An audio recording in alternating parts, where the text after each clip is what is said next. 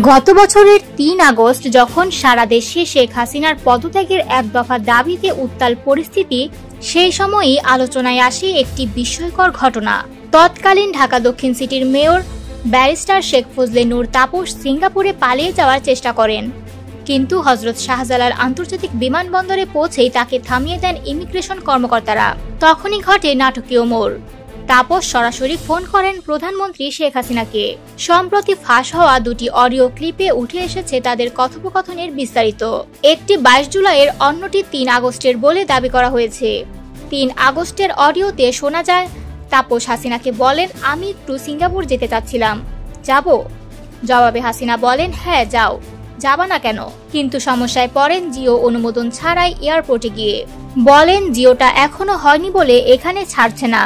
হাসিনা জিজ্ঞেস করেন জিওটা সঙ্গে নিলে না কেন? তাপস বলেন, অ্যাপ্লাই করছি, কিন্তু সময় লাগছে, তুমি কি কাউকে বলবে? জবাবে হাসিনা বলেন, আমি সরাসরি না, আমার অফিসের মাধ্যমে বলিয়ে দিতে পারি, সালাউদ্দিনকে বলো।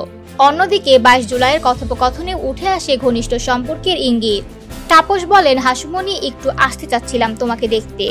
জবাবে হাসিনা বলেন, এসবের মধ্যে আসার দরকার নেই। তাপস বলেন, তাহলে কারফিউ শিথিল হলে আসবো? হাসিনা জানান, আমি তখন অফিসে থাকবো, ব্যবসায়ীদের ডাকছি। তাপস বলেন, আচ্ছা, তাহলে ওই সময় অফিসে গিয়ে দেখা করব। এই ফোন আলাপগুলো সামনে আসতে রাজনীতির অঙ্গনে নতুন করে আলোড়ন উঠেছে। প্রশ্ন উঠছে, এই বিশেষ সম্পর্ক কি শুধুই প্রশাসনিক, নাকি এর পেছনে আরো কিছু আছে?